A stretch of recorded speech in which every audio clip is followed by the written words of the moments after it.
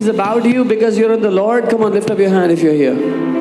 तो परमेश्वर कहता है तुम धन्य हो। Then the Lord says, you are blessed. तुम धन्य हो। You are blessed. तुम धन्य हो। You are blessed.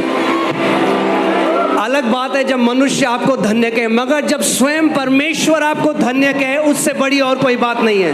It's one thing when man calls you blessed, but when the Lord calls you blessed, there is nothing greater.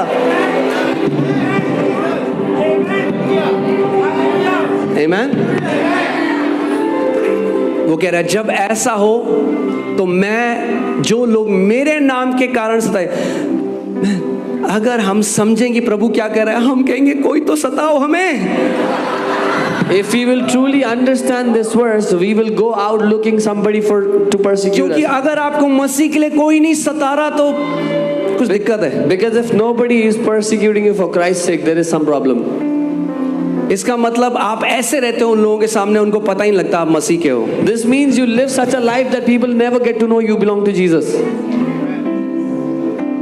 क्योंकि आपने अपनी ज्योति के बाहर ढक्कन लगा दिया, Because you put a lid outside your lamp, कि ताकि लोगों को ना पता चले कि मैं ज्योति हूँ। so no one finds out you're the light.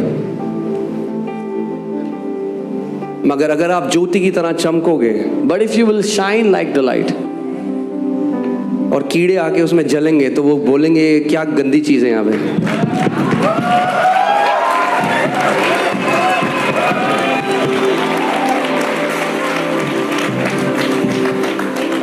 Amen? When you stand for truth, people are gonna get uncomfortable. जब आप सत्य के लिए खड़े होंगे, लोग परेशान होंगे आपसे। यीशु मसीह, ये कौन बोल रहा है? Who's saying this? And please understand my heart. मैं किसी का मजाक नहीं उड़ा रहा हूँ। I'm not mocking anyone. I'm not being insensitive. पर मैं बता रहा हूँ कि डे आफ्टर डे ये होता है, लोग आते हैं, पास्टर मेरी ननद ने मुझे ये बोला बात। मैंने अरे ब्लेस्ड हो तुम बहन, ब्लेस्ड हो, यीशु मसीह ने कहा धन्य हो तुम। I tell them you are blessed, sister, you are blessed. Jesus said you are blessed. बोलने दो ननद को, वो रिवॉर्ड बढ़ा रही है तुम्हारा स्वर्ग में। Let your nanad say whatever she has to say. She's increasing your reward.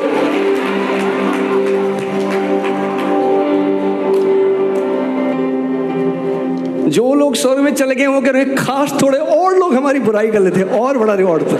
The people that have gone to heaven, they are wishing if somebody else also persecuted them while they were alive. Okay, so if we keep the word first, what will happen? अगर हम परमेश्वर के वचन को पहला रखेंगे तो क्या होगा? जब लोग आपकी बुराई करें, When people will say back to you'll not be like, आप दुखी नहीं होंगे। मैं तो बहुत अच्छे से रहता हूँ पास्टर, तब भी क्यों मेरे लोग ऐसा बोलते हैं? I'm such a good person, pastor. Why do people say things about me? यीशु ने कहा लोग तुम्हारी बुराई करेंगे क्योंकि तुम मेरे हो, इसलिए। Jesus said people will say evil things about you because you belong to me. If you belong to Jesus, He has already told you that people will revile you, persecute you, and speak all manner of evil against you. अगर आप यीशु के हैं तो उसने पहले ही आपको बता दिया है कि लोग आपको सताएंगे, आपकी निंदा करेंगे, झूठ फैलाएंगे आपके बारे में, बुरी भली बातें कहेंगे। मगर प्रभु यीशु मसीह ने 2000 साल पहले हमें बता दिया था कि जब ऐसा होगा तो तुम्हें क्या करना है। But the Lord Jesus also told us 2000 years ago, when this happens, what do you have to do? क्या करना है? What is it that you have to do? Rejoice and be exceedingly glad. आनंदित हो जाओ और हद से ज्यादा खुश हो जाओ। Why? क्यों? For great is your reward in heaven. क्योंकि स्वर्ग में हमारा बड़ा प्रतिफल है। Amen. Amen. उन्हें पता ही नहीं है वो रिवॉर्ड बढ़ा रहे हैं आपका। They don't even know they are increasing your reward.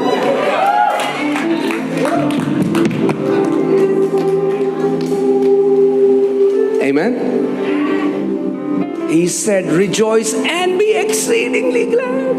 वो कहता है आनंदित हो और हद से ज्यादा खुश हो जाओ। That means when you hear it, आप अपने कमरे में जाओ, परमेश्वर के गॉस्पेल सॉन्ग लगाओ, बोलो ओ प्रभु जी मजा आ गया, hallelujah. When you get to know that somebody is saying evil things about you, go to your room and start dancing. What is that? putting the word of God first in your ये life. है परमेश्वर के वचन को पहला रखना अपनी जिंदगी में। Because naturally, when somebody spreads rumors about you, क्योंकि जब स्वाभाविक रूप से कोई आपके बारे में अफवाहें फैलाए, what will happen? क्या होगा? You'll feel broken. आपको टूटा हुआ महसूस होगा। When there are people who will spread, there are people who have spread so much rumors about us. लोगों ने इतनी झूठी अफवाहें हमारे बारे में फैलाई हैं, But it is a good thing. लेकिन ये अच्छी बात है। It shows us that we are truly living for righteousness. ये दिखाता है कि हम धार्मिकता के लिए जी रहे हैं।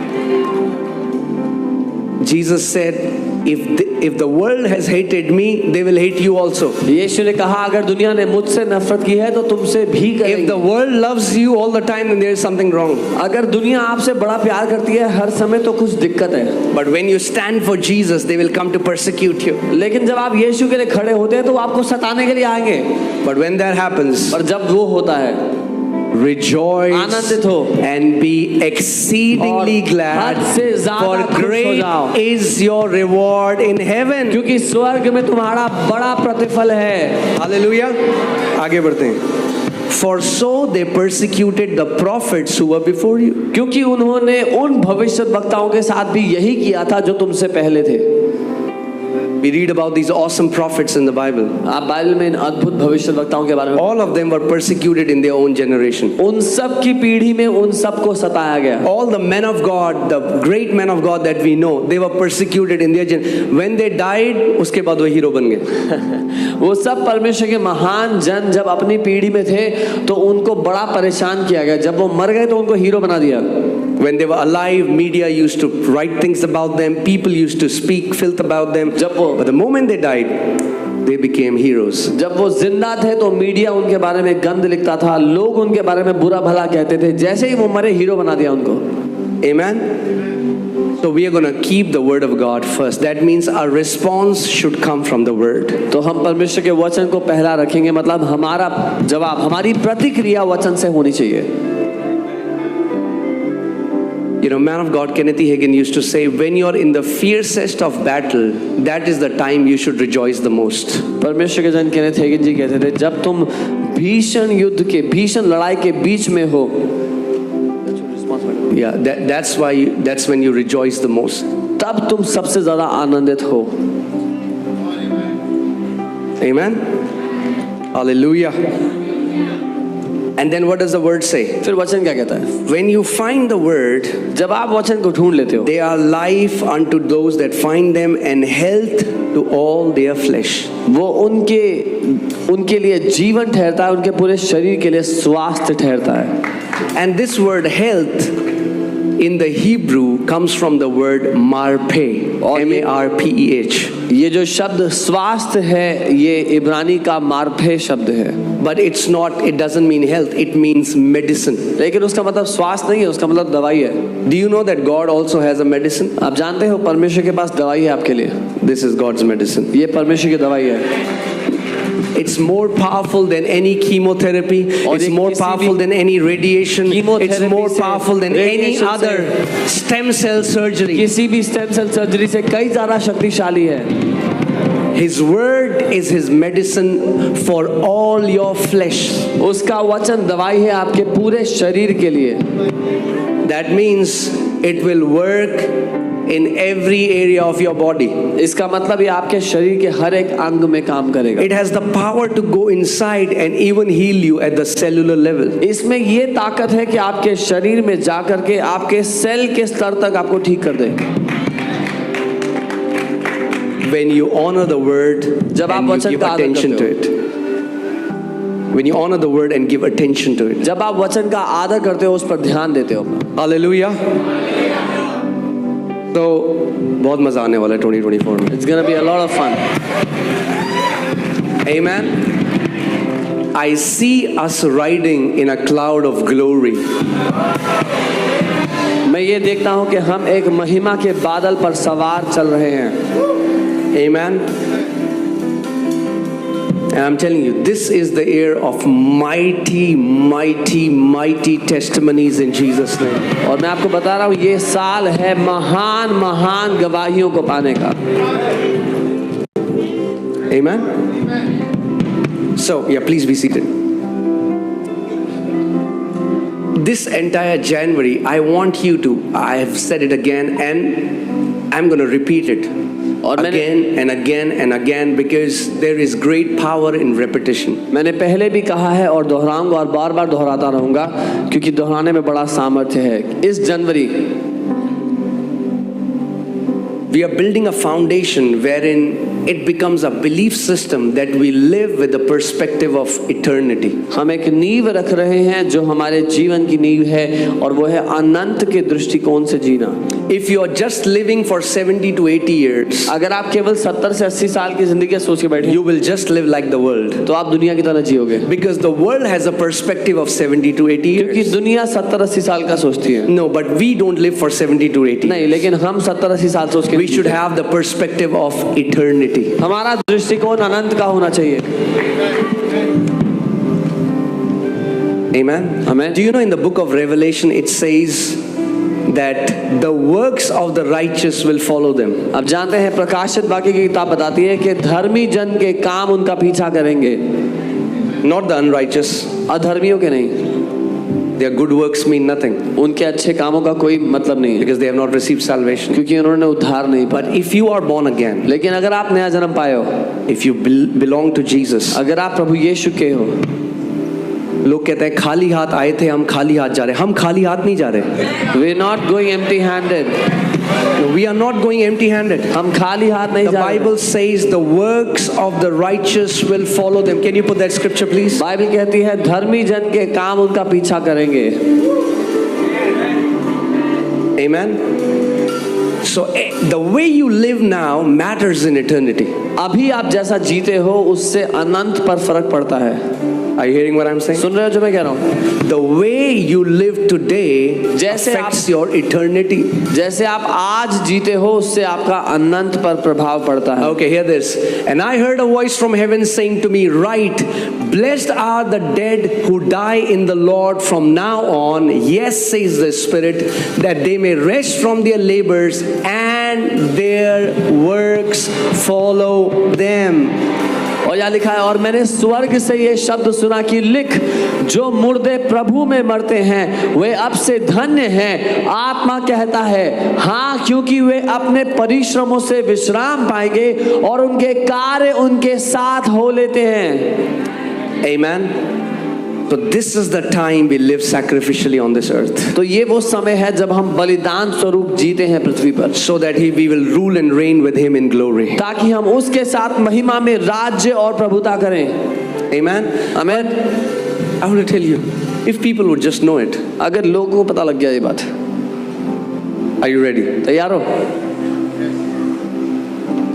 I'm not saying that you leave everything, go to Himalayas, मैं ये नहीं कह रहा सब छोड़ छाड़ के हिमालय चले जाओ and one day you'll go to heaven. और एक दिन स्वर्ग That's जाओगे। not what the Bible teaches. Bible ये नहीं सिखाती है। You know, our God is so good.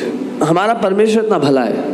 Whatever you sacrifice for Him, hear this carefully. ध्यान से सुनना, जो कुछ आप उसके लिए बलिदान स्वरूप देते हो, Whatever you sacrifice for Him, जो कुछ उसके लिए आप बलिदान करते हो, you know what will happen? पता है क्या होगा? Let me take you to the scripture. वचन पे ले जाता हूँ। Are you alive? जीवित हो? Okay. Mark chapter 10 verses 24. मरकुस 10:24। And the disciples were astonished at His words. और चेले उसके शब्द को सुनकर अचंभित हो गए। But Jesus answered again and said to them, Children, how hard it is for those who trust in riches to enter the kingdom of God. और यीशु ने उनसे कहा, हे बालकों, जो धन पर भरोसा रखते हैं उनके लिए परमेश्वर के राज्य में प्रवेश करना कितना कठिन है। Now इसको ट्विस्ट कर दिया गया कि जिनके पास धन है वो प्रवेश नहीं करेंगे स्वर्ग के राज्य में। That's not what Jesus. This has been उसने कहा twisted. जिनका भरोसा धन पे है। This has been twisted to saying people who have money will not enter the kingdom. यीशु ने ये नहीं बोला। He said those who trust in the riches will not. Because Abraham was a very rich man, क्योंकि Abraham एक बहुत ही धनवान व्यक्ति था, but he never trusted the riches. पर उसने कभी उस धन पर भरोसा नहीं किया। Amen. आमीन। God has no problem blessing you with so many things until those things does not take your awareness away from Him. परमेश्वर को कोई दिक्कत नहीं है आपको आशीष देने में, जब तक वो चीजें आपका ध्यान अपनी ओर खींच ना ले। Amen. Hallelujah. So It is easier for a camel to go through eye of a needle than for a rich man to enter the kingdom of God. और उसने कहा आसान है एक ऊंट का सुई के नाके में से निकल जाना इससे कि एक अमीर आदमी परमेश्वर के राज्य में प्रवेश करे. Context is very important. I know you would have always imagined that it's talking about a literal needle. Jesus is talking about needle. और कॉन्टेक्स्ट मुद्दा बहुत जरूरी है. मैं जानता हूँ आप सुई का जो छेद होता है उसके बारे में सोच रहे होंगे. No, Jesus is not talking about a needle here. यीशु यहाँ पर सुई की बात नहीं कर रहे. Jesus is talking about the narrow gate. यीशु यहाँ पर उस He's talking to Jewish people who exactly understand what he's saying. यीशु बात कर रहे हैं यहूदी लोगों से जो समझते हैं वो क्या कह रहे हैं उस सकरे मार्ग को. In the city, when you had to enter the city, when the main gate was shut, there was a small gate which was called needle. जब आपको शहर में प्रवेश करना होता था और जो मुख्य दरवाजा बंद कर दिया जाता था तो एक छोटा दरवाजा था जिसको सुई का दरवाजा कहा जाता था. You can do a research yourself. खुद रिसर्च करके पढ़ना. And when people would come with their camels loaded with stuff, और जब लोग अपने ऊंट पर अपनी धन संपत्ति उठा कर ले आ रहे होते थे, so they had to unload everything from the camel, तो उनको ऊंट से सब कुछ उतारना पड़ता था पहले, and then they have to stoop down to enter through that gate. फिर झुक करके उसमें से प्रवेश करना होता था. That's what Jesus is saying. यीशु ये कह रहे हैं. The only way rich people are going to enter is they cannot enter that I am somebody. They have to humble themselves, accept the lordship of Lord Jesus Christ, and then they shall enter into the kingdom. यीशु ये कह रहे हैं कि कोई भी अमीर होने के घमंड के साथ प्रवेश नहीं कर सकता. उसको नम्र होके अपने आप को यीशु की प्रभुता के अधीन आना पड़ेगा.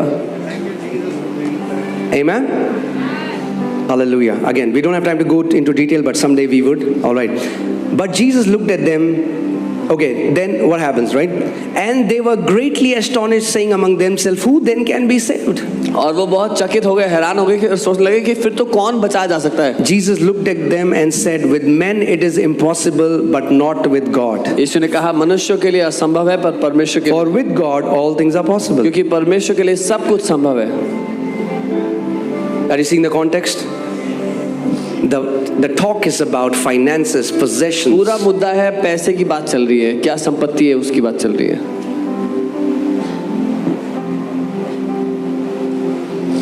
You have to come to a place where your trust is not in your possessions. आपको उस जगह पे आना जरूरी है जहां आपका भरोसा आपकी संपत्ति पर नहीं है. Your source is God Himself. आपके जीवन का सोता परमेश्वर स्वयं है. And you use your possessions to serve Him. और आप अपनी संपत्ति का इस्तेमाल किस लिए करते हो? उसकी सेवा करने के लिए. Okay, now are you ready? Are you listening? सुन रहे हो? तैयार Now is the important part. अब महत्वपूर्ण. Then Peter began to say to him, तब पतरस उससे कहने लगा, see, we have left all and followed you. कि देख हमने तो सब कुछ छोड़ दिया और तेरे पीछे हो लिए. Hallelujah. So Jesus answered and said, यीशु ने उत्तर दिया और कहा, assuredly I say to you, मैं तुमसे सच कहता हूँ, there is no one. कोई भी ऐसा नहीं. The Lord God Himself saying, there is no one. परमेश्वर स्वयं ये कहता है कि कोई भी ऐसा नहीं. There is no one. ऐसा कोई भी नहीं है. Who has left house जिसने or घर brothers छोड़ा है, भाई or छोड़े हैं, sisters बहनें or छोड़ी हैं, father पिता or mother या or माता, wife या पत्नी, or children या बच्चे, or lands या for लैंड my छोड़े हैं, sake and the gospels. मेरे और सुसमाचार के लिए. There is no one. ऐसा कोई भी नहीं. What does that mean? इसका मतलब क्या है? It applies to everyone. ये सब पर लागू है. Anything you have sacrificed for Him and for His kingdom. जो कुछ आपने बलिदान किया उसके और राज्य के लिए. Next verse. अगली आयत. Who shall not receive 100-fold now in this time? ऐसा कोई भी नहीं है जो 100 गुना हासिल नहीं करेगा अभी इस समय में.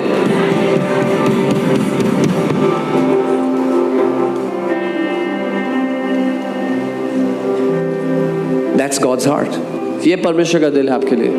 It's like anything you have sacrificed something for me. आपने कुछ बलिदान दिया उसके लिए. You sacrificed your time. You came yesterday morning, then you came at night, went home late, then you came. You sacrificed your time, you're gonna have 100-fold time in God's kingdom. आपने इस समय बलिदान दिया, उसके लिए आप आए, फिर रात को आए, फिर सुबह आए, आप 100 गुना समय पाएंगे उसके लिए। What is 100-fold time? 100 गुना समय क्या है? You will have a long life. You don't have short time. You will have long time on this earth. थोड़ा समय नहीं, आपका लंबा जीवन होगा इस पृथ्वी पर। What have you sacrificed for him? क्या बलिदान दिया है आपने प्रभु के लिए? He is not a debtor to any man. वो किसी भी इंसान का कर्जदार नहीं है। It's like whatsoever you have sacrificed for me and for my kingdom. जो कुछ भी तुमने बलिदान दिया मेरे और मेरे राज्य